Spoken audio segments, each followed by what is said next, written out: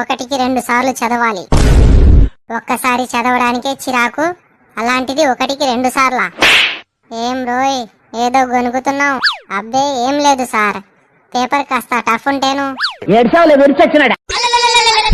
ఒక్కసారి అందరూ మీ పేపర్ లో ఉన్న ఇన్స్ట్రక్షన్స్ చదవండి. Don't write anything on the question paper. Question paper మీద ఏమి రాయకూడదా?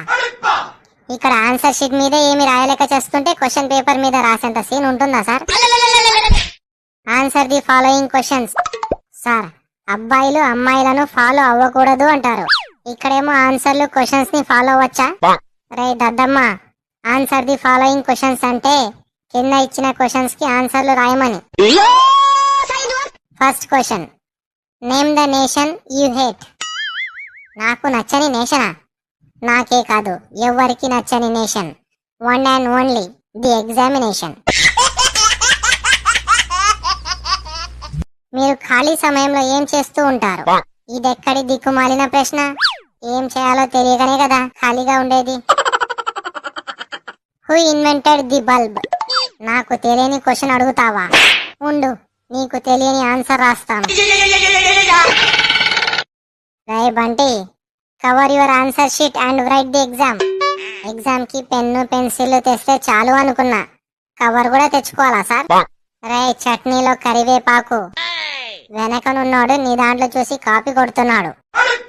కొట్టనివ్వండి సార్, నేనొక్కడినే ఫెయిల్ అవ్వాలంటే ఎలాగో ఉంటుంది. నువ్వేంట్రా క్వశ్చన్ పేపర్ లోని చాయిస్లు కూడా వదలట్లేదు? నేనంతే సార్, అవుట్ ఆఫ్ సిలబస్ అయినా రాసి పాడేస్తా. ఏం రాశామన్నది ముఖ్యం కాదు, పేపర్ నింపామా లేదా అనేది ముఖ్యం.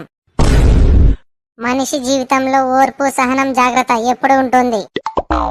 ఇంకెప్పుడు? చేపల కూర తినేటప్పుడేగా.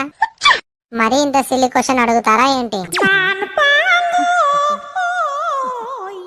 రే మామా, ప్లీజ్ రా, ఒక్క ఆన్సర్ చూపెట్టురా, పాస్ అయిపోతా ప్లీజ్ రా.